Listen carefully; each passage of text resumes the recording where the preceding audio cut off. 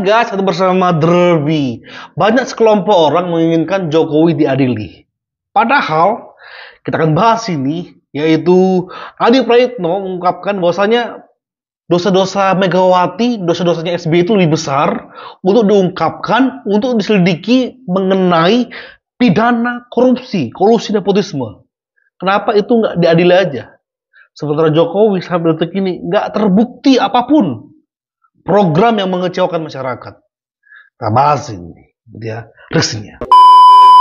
Assalamualaikum warahmatullahi wabarakatuh. Kalau kita semua belakangan ini rajin misalnya membaca berita-berita politik, ada salah satu isu yang menurut saya paling happening, viral, dan menjadi pergunjingan yang tak berkesudahan, yaitu soal gerakan vandalisme, semacam gerakan coret-coret tembok yang terjadi di berbagai tempat yang meminta supaya Jokowi itu diadili. Dari dulu vandalisme ini terjadi di kota-kota besar, sebut saja misalnya ada di Solo, ada juga di Jogja, ada juga di Surabaya, ada juga di Malang, ada juga di Medan, dan konon di Jakarta juga sudah mulai bermunculan vandalisme serupa supaya Jokowi diadili.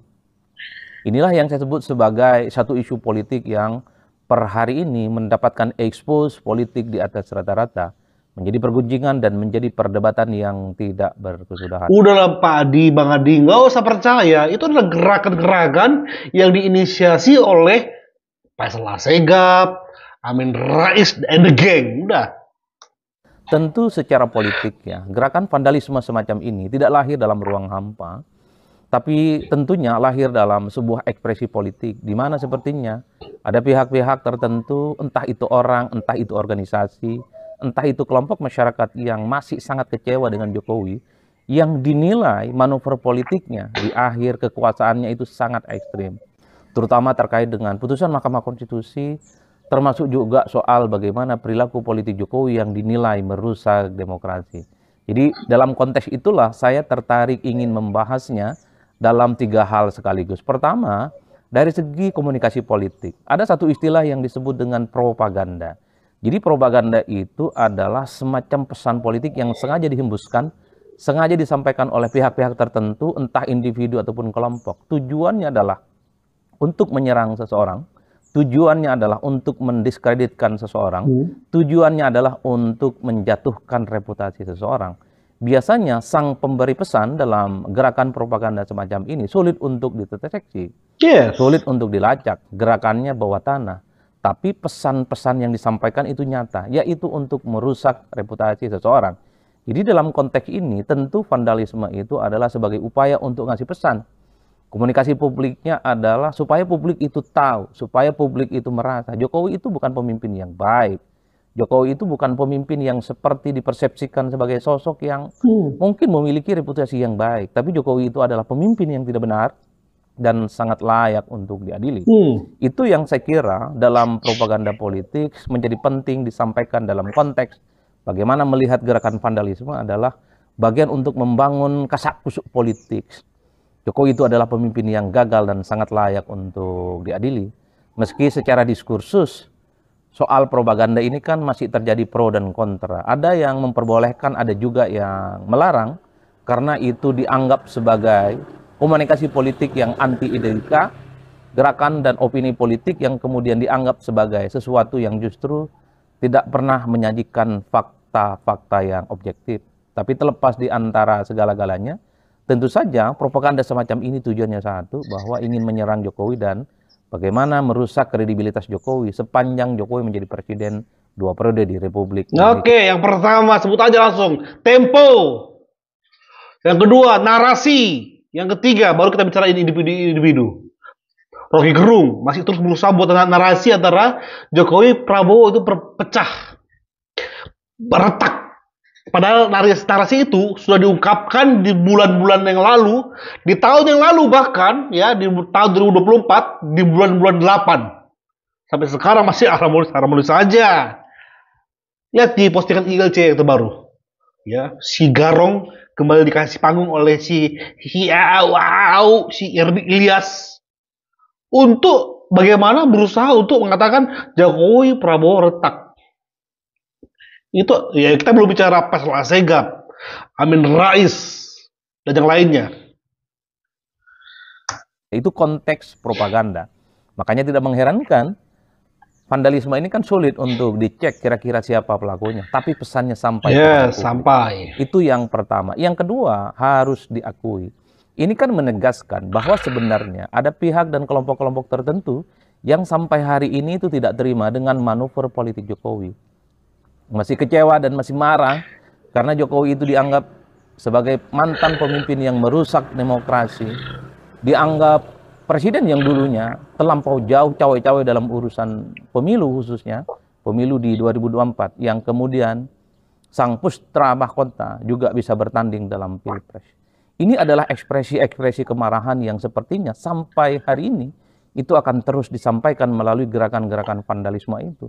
Bahkan kalau kita agak sedikit flashback ke belakang, beberapa hari yang lalu, beberapa waktu yang lalu, ada juga yang demonstrasi supaya Jokowi itu minta diadili.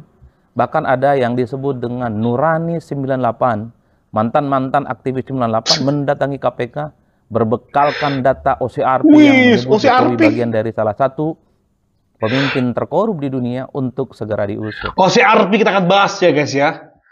Kita akan bahas nanti itu. Ada kaitannya dengan yaitu uang yang membiayai mereka.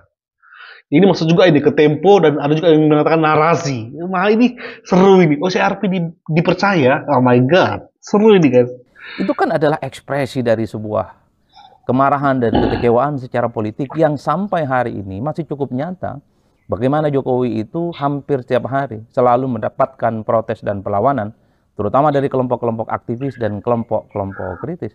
Mungkin Jokowi ini adalah mantan presiden pertama kali di Indonesia setelah tak lagi jadi presiden, terus dirongrong, terus dikritik, dan bahkan ada pihak-pihak yang kemudian meminta supaya Jokowi itu diadili. Nah, tapi yang paling menarik adalah yang ketiga, soal respon Jokowi. Seperti biasa, respon Jokowi itu kan datar-datar saja. Yes. Respon Jokowi itu pendek, yes, dan responnya itu terkesan tidak menganggap bahwa gerakan vandalisme dan serangan-serangan yang mengarah kepada dirinya itu adalah sesuatu hal yang penting. Itu adalah gaya khas dari Jokowi. Tapi secara persamaan, Jokowi itu ingin menunjukkan semakin Jokowi diserang, semakin Jokowi itu dihujat, Jokowi selalu menunjukkan bagaimana kemesraan dan kedekatannya dengan rakyat. Ya terbukti misalnya, rumahnya Jokowi itu kan hampir setiap saat menunjukkan bagaimana antrian yang cukup panjang hanya sekedar bertemu dan berselfie dengan Jokowi. Di berbagai tempat, di acara-acara tertentu, masih banyak orang-orang yang juga ingin selfie dan foto bersama dengan Jokowi. Itu adalah yang saya sebut sebagai kontra narasi dari Jokowi. Bicaranya pendek, tapi pada saat yang bersamaan, Jokowi menciptakan satu peristiwa politik bahwa Jokowi itu semakin dekat dan semakin dicintai oleh rakyat. Yes, termasuk saya. Saya nggak malu walaupun kalian tuduh aku buzzer bayaran. Saya mengatakan bodoh amat dengan semua penilaian kalian. Saya tetap mendukung Jokowi. Saya akan buktikan pada akhirnya 1 rupiah pun saya nggak terima bayaran. Sampai detik ini saya terus akan buat video-video untuk memperjuangkan bahwa saya pendukung Jokowi. Bahkan saya punya impian, kalau tahun ini juga saya akan pergi ke Solo, rumah Pak Jokowi. Nggak tahu ada atau nggak Pak Jokowi, saya akan datang, titik. Ya. Ini adalah langkah saya. Kenapa kalian cecer Pak Jokowi? Hai semua, kalian perongrong negeri ini. Semua serangan kalian arahkan kepada Pak Jokowi kan? Saya tahu ini semua. Itu saya bilang di awal tuh. Kalau Rocky Gerung membahas masalah keretakan terus antara Jokowi Prabowo, banyak ini guys. Kayak Abraham Samad, dia fokus bagaimana yang di pick itu ya, yang di pick yang pagar-pagar laut. Dinarasikan Jokowi yang bersalah.